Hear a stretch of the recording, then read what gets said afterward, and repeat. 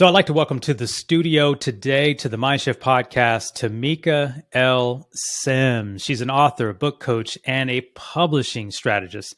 Tamika is a warrior and a survivor, and she's dedicated her life to teaching others to share their stories of resilience and strength with the world. With over 8 years of experience in the publishing industry, Tamika has helped hundreds, that's right, hundreds of authors write, publish, and market their books, and has been featured in numerous NBC, Fox, and CBS affiliates. She is a 5-time author herself and a lecturer at the University of South Carolina. Tamika, thanks for joining us on the MindShift podcast. Thank you so much for having me. And that introduction was definitely lit. I appreciate that.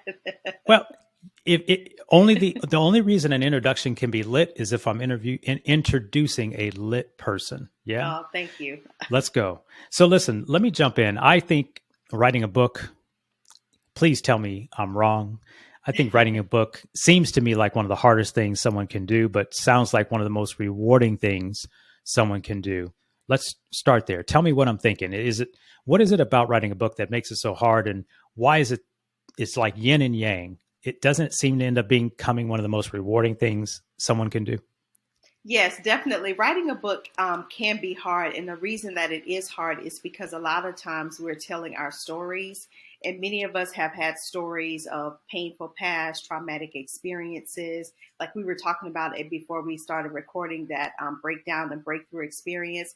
And when you're having to recount that and reshare that with someone, it can be extremely difficult because it pulls on you emotionally. Now, the actual process of writing a book, that's just taking pen and paper or, typing on your keypad. But that emotional part, that's what makes it so difficult. But at the end of that, Darrell, it's like labor and delivery. Once that baby is born, that whole process, it just makes it all worth it. Who should write a book? I believe that we all have a story to tell. But particularly those individuals that have been in their careers for 20, 30 years, they have lived experiences that they can share with other people who may have an interest in following in their career footsteps, or they just may want to learn about the industry that they're in. People that have had traumatic past and experiences that they want to share of how they overcame. Because the one thing that I know about books is that there is an opportunity for us to save somebody else's life or to save them from the experience that we have. So definitely those people need to put their story in book format. Ooh, that was a mic drop, and we only a couple of minutes in. You said everyone you save someone's life. Tell me more about that. So when you are writing a book, and especially I'm a domestic violence survivor, and so I know that firsthand. When I told my story about being in an abusive relationship, I got so many testimonies of people who told me, thank you, Tamika, for putting your story in book form. You saved my life. I was able to share your book with my mom who had been in an experience. My daughter or my son is going through something. And so that's what I mean by saving someone's life. And you get to save it in perpetuity because once you publish your book, publishing is forever. And so it just puts you in the right mind frame of saying, this is what I went through, but you don't have to go through it. You can learn from the lessons that I went through in my life and then share them and use them in yours. So good. So good. I actually believe it's true. I haven't had what is it about someone who has something they've been through, and it could be something traumatic, or it could be their level of success or tenacity through their own life that has led to a level of success. Why do you believe people shy away from writing a book? And I'm speaking to me, who has been told for about 7 years, oh my goodness, where's your book? It sounds like you've got 2 or 3 books. So I think I know why I haven't done it yet, but what is the general theme that you would see that holds people back from getting started writing their own books? That's such a great question. The number one thing that I see across the board is this question: who wants to read my story? And that is people always like, well, who wants to read my story? And I'm like, the audience that's created for you wants to read your story, because there's something specific on the inside of you that is designed to unlock them. But if you aren't willing to put yourself in a position or get out of your own way, because you've already lived the story, you already have the experience, but it's just about you getting out of your own way, putting your story in book format so that it can help somebody. But that conversation that we have with ourselves in our heads stops us from doing that. But there is a specific audience who needs your voice. There is a specific audience who's waiting exactly for you to get into position to help them. And until you get into position, they'll never get the help that they need.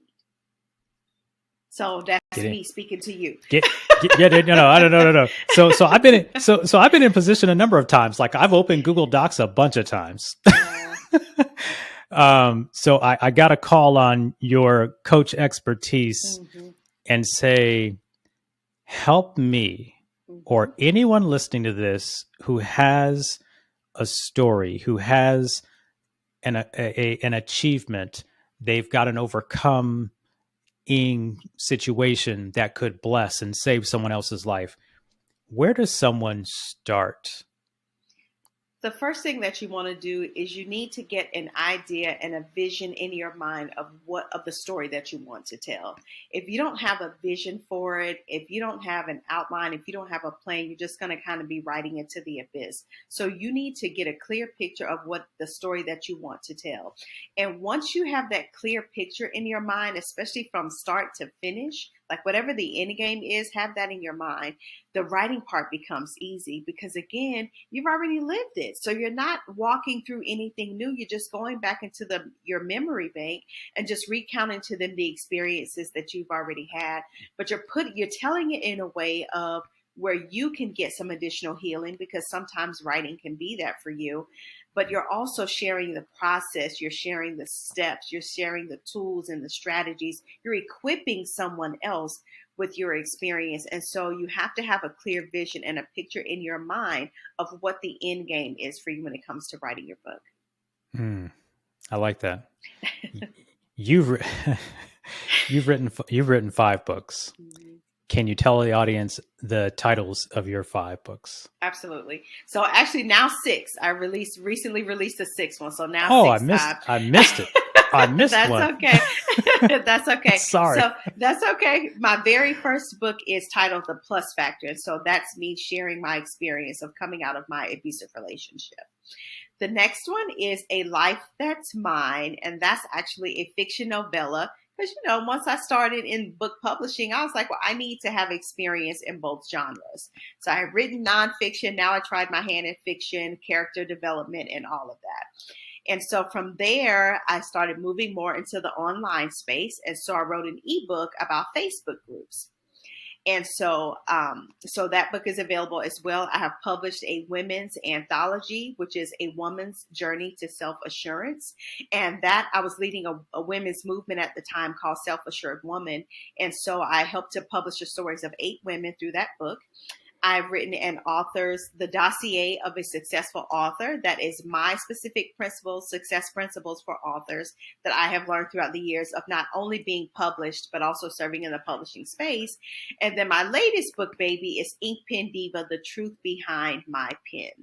And that is where I actually put into book format the process of me building my book publishing business. Wow. So you're making me feel inferior sitting up in here. Oh, no. You done wrote out 5 books. I'm sitting here saying I didn't get my first one out yet. I think it's coming. And I talked to you offline a couple months ago and said, I think 2023 is the year for me to finally get something going. Yeah, it's so definitely the year. Let me ask you this. Is there a typical structure to a book that tends to do well? From a non-fictional perspective, I'll stay there, hang my hat there, because that's my predominant client base. You want to make sure that you have a solid outline. Like, you need an outline no matter the story that you're trying to tell. So you need to make sure that you have a preface or a prologue, some sort of introduction. Then you need to have the meat of the book, which is going to be your chapter content. However, Traditionally, you had to have chapter title, chapter 1, chapter 2, but now you can do strategy 1. Now you can do principle 1. You can do key number 1. So there are different ways that you can present your material. And then at the end, a lot of times with these books, you need to have some sort of references or some sort of guide, some additional resources that can help your clientele. And then also, ways for them to connect with you, get to know more about you, share your bio. And that's basically it. That's the whole format from start to finish. So it's not a hard thing to do. The main thing is getting out of your own way and dealing with the fear that can sometimes cripple us when we are actually putting our creative projects on paper. It's the fear. Yeah. It's the fear. It's definitely that fear is hard. Can I tell you what my biggest fear is? I'm be very, very transparent. And this may sound crazy, but do you ever come across people that are successful? By the way, I'm not trying to say I'm that successful, but I've done a few things that some people pay me for. A lot of people pay me for. And it hasn't happened overnight. I definitely am not an overnight success. I've been at this game for 32 years. Wow. I've put in a lot of blood, sweat, and tears. And I still feel like I'm being judged.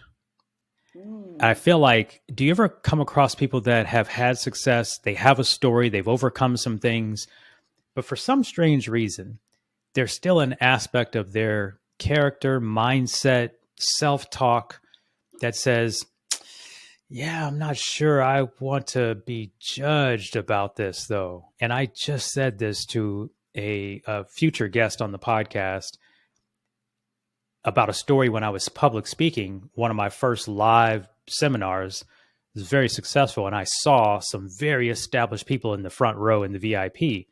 And that wasn't a book, but it was me getting ready to deliver my message. And I saw these people that I saw as so far ahead of me in the public speaking game.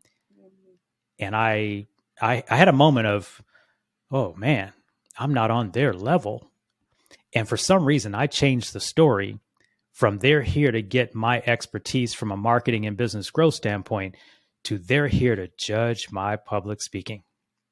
Oh, wow. Have you worked with authors? Is this a real thing that you have to help your clients get over, or is it just yours truly? No, it's not isolated.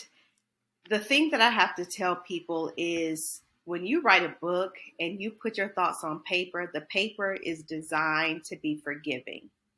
So there is no judgment that happens in your creative space. The paper is designed to hold every single thought that comes across your mind. So there's never going to be any judgment from there.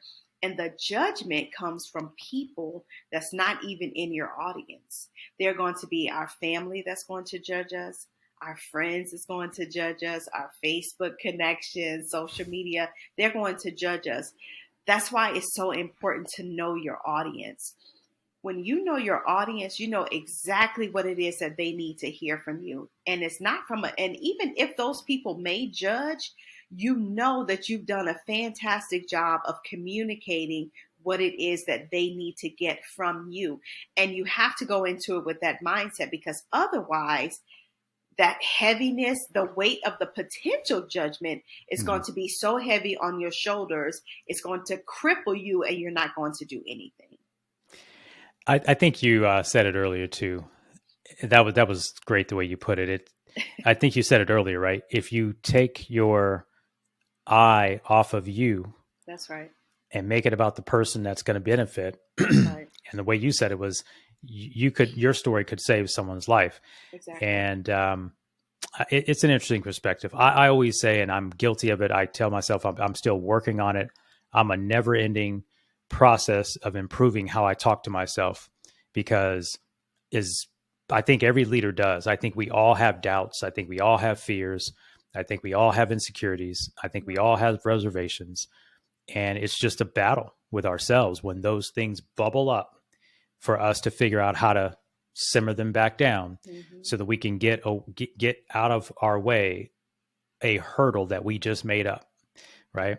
I've been saying this for a couple of decades now, is that the biggest enemy is the one that sits between our two ears, right? Absolutely. It's our two ears. Yeah. I think there's an African proverb that I think heard I think Les Brown made the comment, is I think I heard it this way, and that is, um, the enemy outside can do us no harm if the enemy inside doesn't allow it. Mm, that's Something like powerful. that. Yeah. I'm sure I butchered that a little bit. Sorry, Les Brown. But Tamika, let's pivot. We've been talking about the book process, and who is Tamika Sims? Oh, wow. I like how you described me, a warrior and survivor.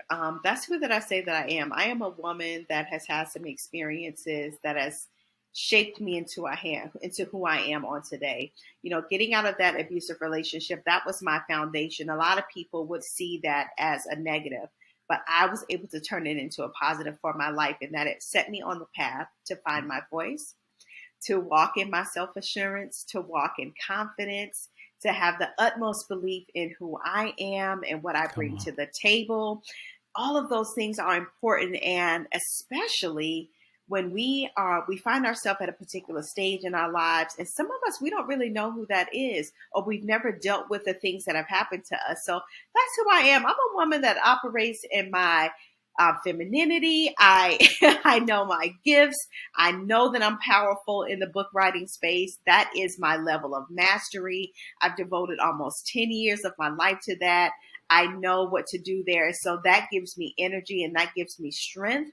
So that's who I am. But outside of that, I'm also a mom of a soon to be college graduate. So I'm very excited about that. Come on. I'm very creative. I love to work with my hands. That's why I'm in books. I always tell people that my creativity is in words. Like, I'm not the artist, but you give me some words, I can put that thing together. So, so that's Gotcha. who I am.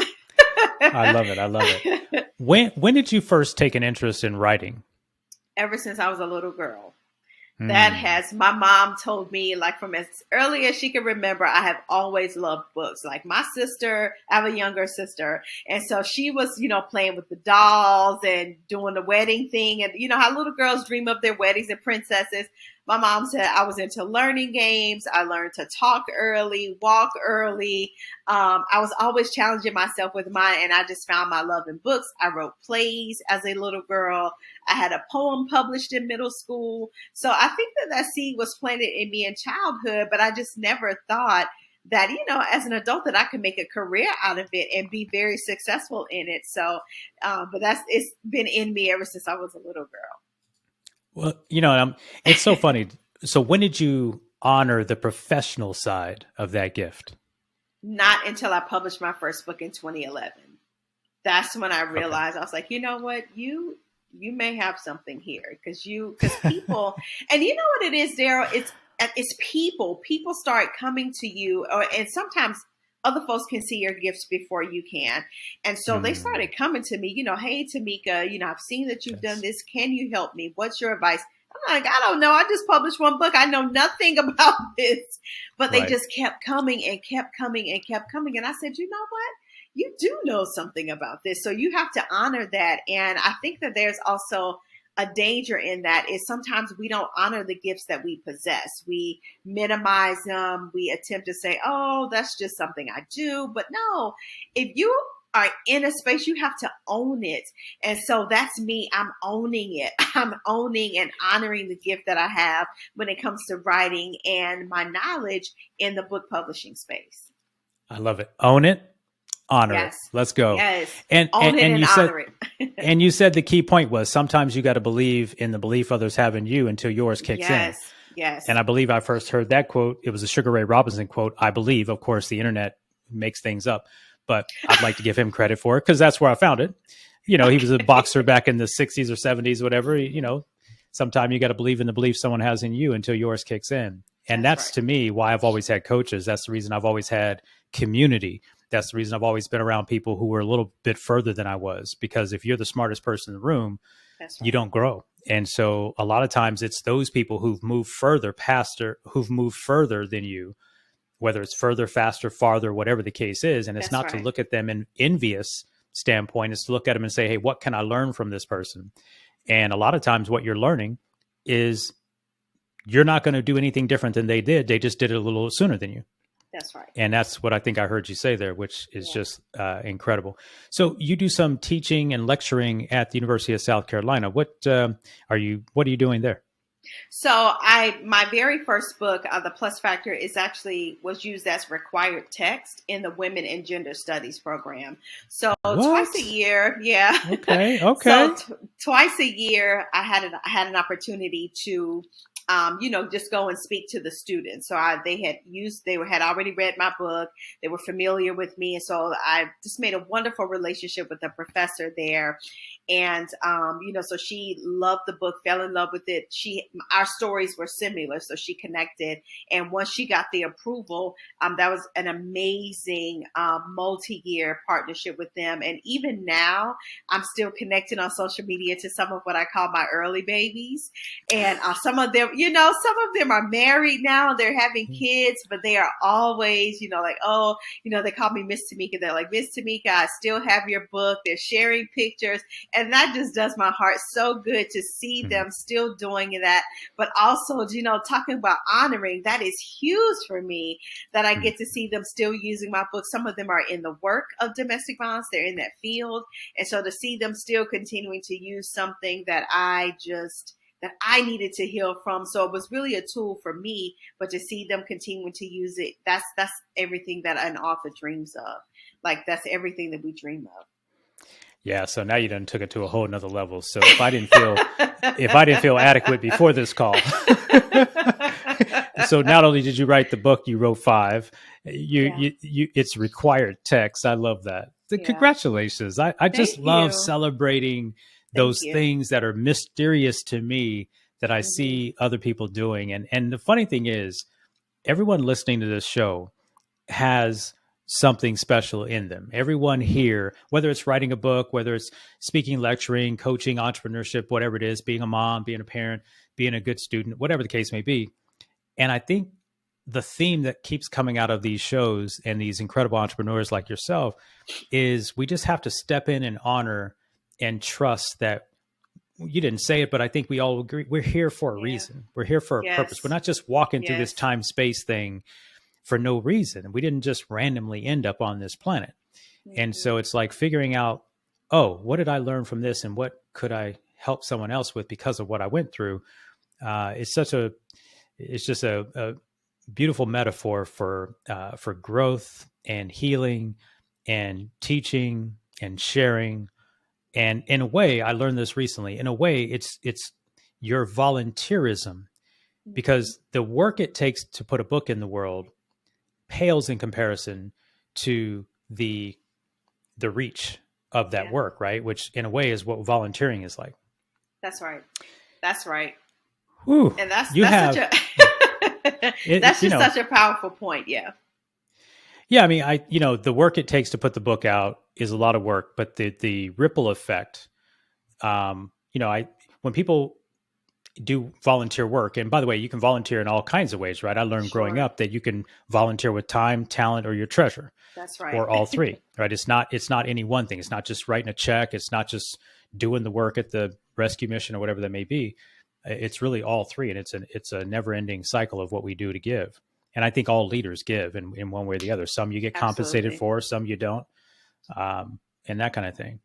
I want to ask about your upcoming event. You have, and I think you've had this event a few times, or I could be wrong, but you have an upcoming event called Get Right and Get Published, the nuts and bolts of book publishing. And if I understand correctly, anyone in the world can attend it because it's virtual. Is that right? That's exactly right. So tell us about that. Get Right and Get Published is my upcoming virtual webinar. I walk an author from the beginning stages of if they have an idea for a book or if they don't. So I talk to them about that process.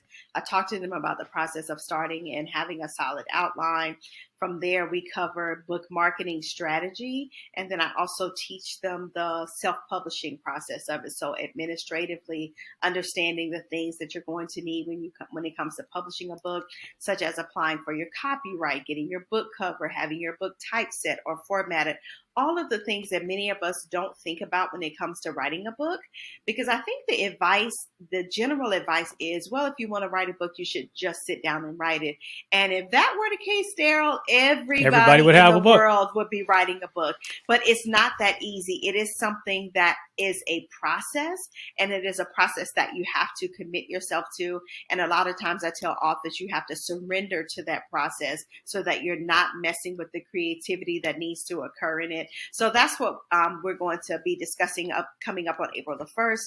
And then, of course, I'll be offering this throughout the rest of the year of 2023 as well. So if a person can't attend this one, there'll be other opportunities. But it's a wonderful, space, an exchange space where you get to learn from me. I get to learn from you, from your other peers that will be on the call. I love the fact that it's virtual, so you can log in from wherever you are in the world, in your PJs, with your coffee, and just have a great time us together. It's only a couple of hours, so we really get in there and we get straight to it. What would you tell the person who's like, I've been thinking about writing a book, who wants to write a book, who is, make the argument in the case for why the person who shows up to that event, their life would be changed in a way because it would move them that much further, faster in this endeavor to write a book. What's your rallying cry to say, look, you need to be in this class? My rallying cry is this. It's an opportunity for you to learn from an experienced professional, someone that doesn't only have the professional knowledge, but also the personal experience and knows what it takes to get your book published. The beautiful thing about me is I have a process that even once you finish the class, we can have your book done in 90 days. So you're with me for a couple of hours on that Saturday morning, and then 90 days later, should you choose to continue working with me, we can have your book done from soup to nuts in 90 days. I have a client that was in my workshop in December, and we are actually uploading her book to Amazon today. So if you calculate that time frame, yeah, we are loading her. We're loading it today. I'm telling you, it's.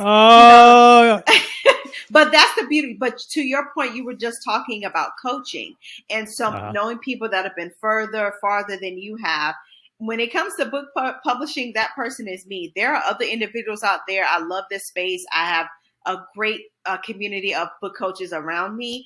But if you want to work with someone that's really going to get you there, that's going to help you eliminate the excuses, hold your feet to the fire of what you said you want to do, that's the kicker.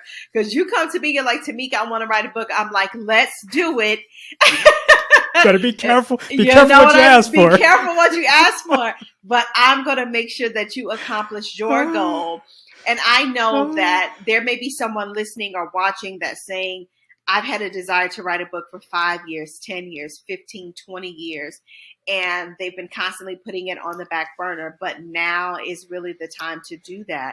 And I just always like to say this, is that time really waits for no one. And if you're feeling that pull to put your story out into the world, then now's the time to take some action. Be an action taker. I heard that. See, I love it. I love it when people coach the way I coach. Yeah. I just don't like when they coach me on the way I coach. Oh, you know what I'm saying? Yes. You know what I mean? You said something that made me get the chills because I'm like, yeah, I'm gonna keep you committed to the thing you said. That's right. Like I didn't make it up. You said that. Anyway, I love it. That's, congratulations. Thank you so much. That event's going to be fantastic. Where can people get signed up for that event, and where would they find that event? So they can I'm heading over to my website, which is www.inkpendiva.com. Ink pen like the ink pen, diva like Mariah Carey.com. Inkpendiva.com. We'll make sure that's linked up in the show notes. And again, this is 2023 April, but she's going to be running this multiple times throughout the year. So if you missed this April opportunity, which you shouldn't, because if you're listening to this now before April, you should jump on that. That's And I have a few more questions yeah. that are more from my understanding. What is your opinion about the writing concept or style that is being talked about today, whereby you could speak your book or speak a version of your book instead of maybe typing it out, editing it through? Give me your thoughts on that process. And do you find it effective, efficient, or is it really the wrong approach? No, speaking actually helps you from an efficiency perspective, and I believe it also helps us get our books done faster because a lot of times we're recording into audio apps and we're always going to have our cell phone with us, right? So you may get an idea, something may come to your mind, so you can speak it into your phone, have a note, and then what happens at the end of that is you can pretty much have the foundation at least of your book together. So I think it's definitely a great method. Now you are still going to possibly have to do some typing, so it doesn't solely eliminate that process because it does still have to be transcribed and edited and rewritten, you know what I mean? Because all the audio apps may miss something or something may come across kind of quirky. So, but it is something that's definitely effective. I encourage it because a lot of people don't like to write. And so if they don't like to write per se, then that's another avenue to get it done. I got it. Yeah, and it's very interesting that everyone has the ability with whether it's a voice notes app, Yeah, no matter what device you're on, to buy a microphone for, we've got AirPods. I mean, there's enough free recording apps, and absolutely. I feel like that's going to be where I would be able to get my reps done. What do you recommend for a writer in terms of their schedule? So someone attends your class or Ooh. they're working with you as a Mhm. coach. How do you recommend an author or a pursuing author Mhm. work their schedule? Because look, my schedule is jam packed, Mhm. and it maybe shouldn't be all the time. But how do you recommend what's the best practice for writing the book? Is there a certain day of the week? Do you recommend 30 minutes a day? How do you coach your authors through the diligence of doing the work? So here's my thing. I am a stickler for early morning writing. I always encourage my folks to get up between 4 and 6 a.m. And the reason I like those hours is because nobody in your household needs you. Everybody's asleep, right? Your brain has been at rest for some time, so you can download and you can start to write without any distractions, right? The dog is asleep, the husband, the wife, the kids, nobody's up. So if you take those hours and and somebody may not be early morning, maybe a person works third shift, so maybe it's better for them to do it when they get off or before they go in. So whatever works best for your schedule. I encourage at least 2 hours worth of writing or speaking, so that helps you get your book done because you may not have that time every day. But Okay. outside of that, if you're doing at least 2 hours a couple of days a week, that you're going to be so much further. Okay. So, okay. Cause you had me worried there for a hot second. I thought you were saying 2 hours a day. I mean, I would love for that because let's just say, for I bet example, you like would. you know, I bet you I'm just would. saying it's February at the time that we're recording this. And let's say you Uh-huh. have a goal for July 4th that you want your July 4th, maybe your birthday or a special day for you, or Okay. Memorial Day. So we're Okay. in February. Memorial Day is the end of May. If you're not taking at least 2 hours a day, how's it going to happen? Yeah. You know Yeah. what I mean? So just getting down to brass tacks, eliminating the excuses and the reasons why something can't be done. We can't always get rid of distractions because we all have families and very busy schedules and sporting things and all of that, businesses to run, employees all over the world, the Right. challenges that come along with that. So, Right. but you, Right. you know, you don't always have the time. You have to make the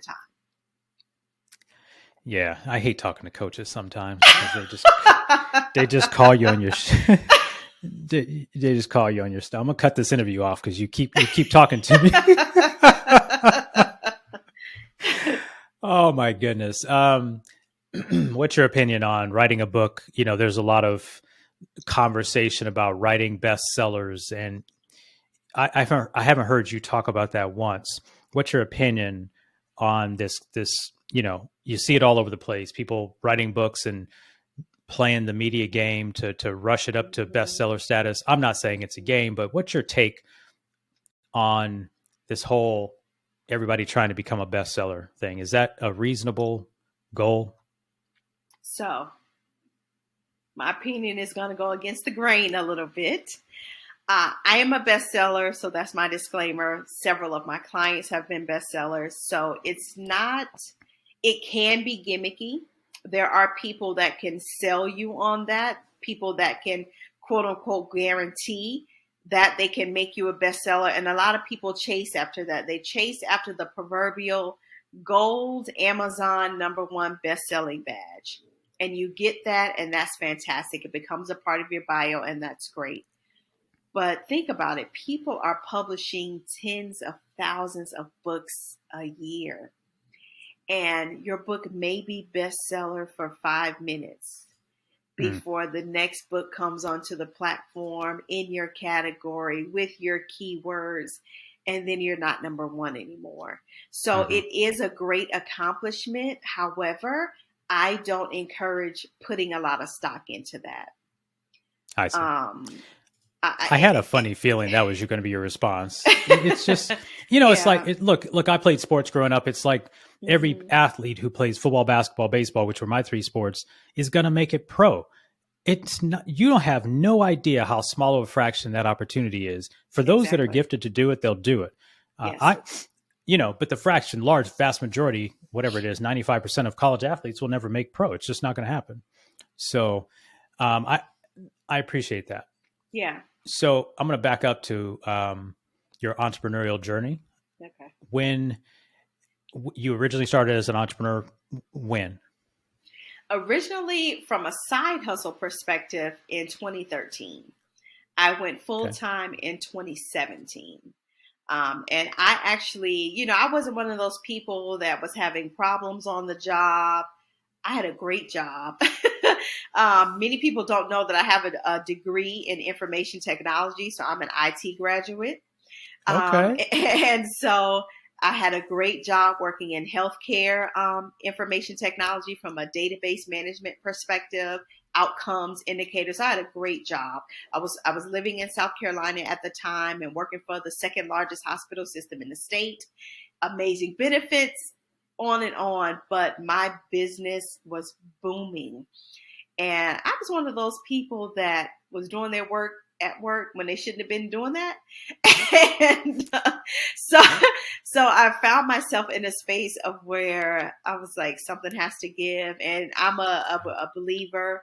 And so I just started praying to God and just asking him, what should I do? And I prayed that prayer in September. I left my job March 31st and have not been back. I love it. What's the hardest thing about the entrepreneurial journey? I think the hardest thing is making the decision, because that's a lot of inner turmoil that you have to go through. There are family indicators. I was a single mom raising my son, where I had guaranteed income, good income, and to go into where, well, I'm not sure where the money's going to come from, income. So right. That was the hardest part, was making the decision. Client base, making sure that you have a consistent client base. And then one of the hardest lessons I learned as an entrepreneur was protecting yourself, having an attorney to manage any civil litigations that you may go through. I have had an experience with a former client who was not happy with me, and we had to actually go through a court proceeding. The judge dismissed it, but I realized legally I was not covered the way that I should have been. And so from there, making sure that your contracts are ironclad, have an attorney to review them, a business attorney to review your contracts, look them over, to make sure that you are okay and protected, because everybody's not going to be happy with your service. And in South Carolina, where I was living, you could be sued for anything. And there you have it. I got it. That was a hard lesson, and I hope nobody ever has to go through that. But I had to go through it, even when it comes to dealing with books. So you just, for any entrepreneur out there, make sure that your contracts are ironclad. Got it. And so then what's the most rewarding part of the entrepreneurship journey? Oh my gosh. For me, it is inspiring others to walk that same path.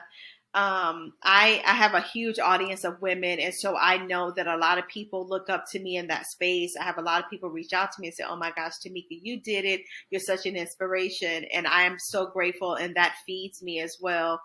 But for me, because my business is books, my reward is I had an author who could not read until she was 35 years old because of where she grew up in Huh. a very podunk space in Mississippi. Her mom just took her out of school. She was addicted to drugs and she never went back. She was completely illiterate.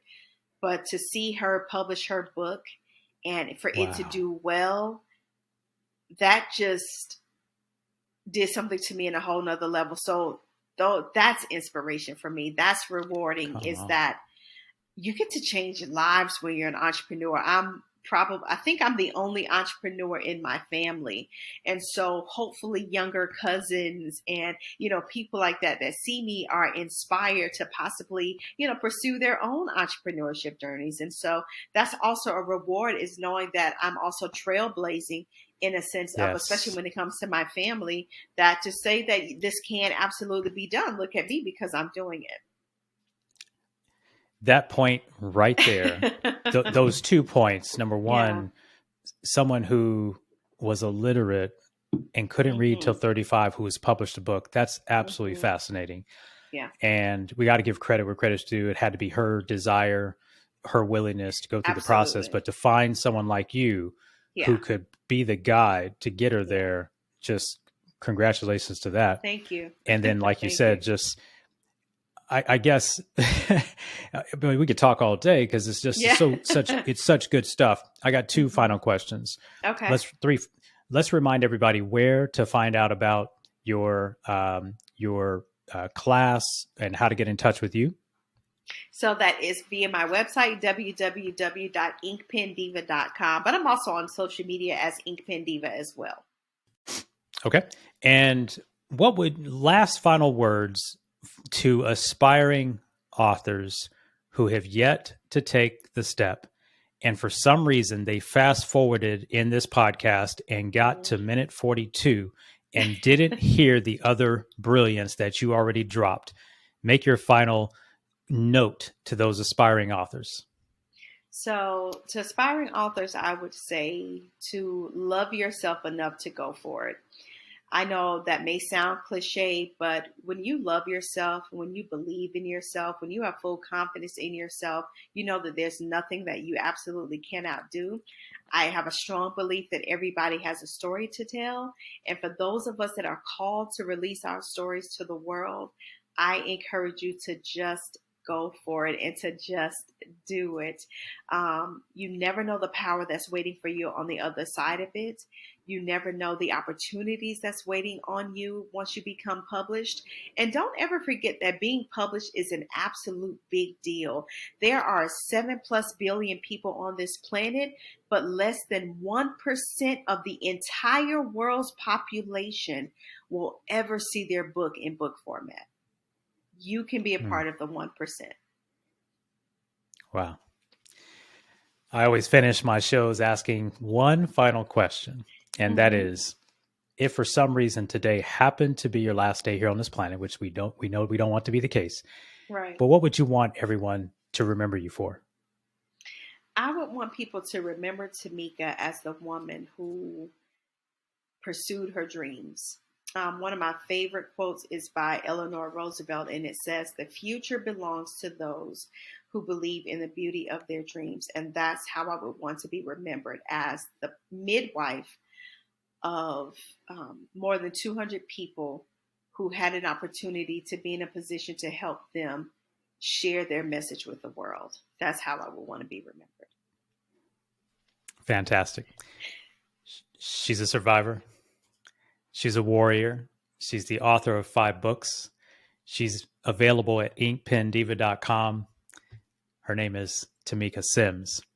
And if for some reason this is your first time here, I'm Darrell Evans. I'm the host of the MindShift podcast.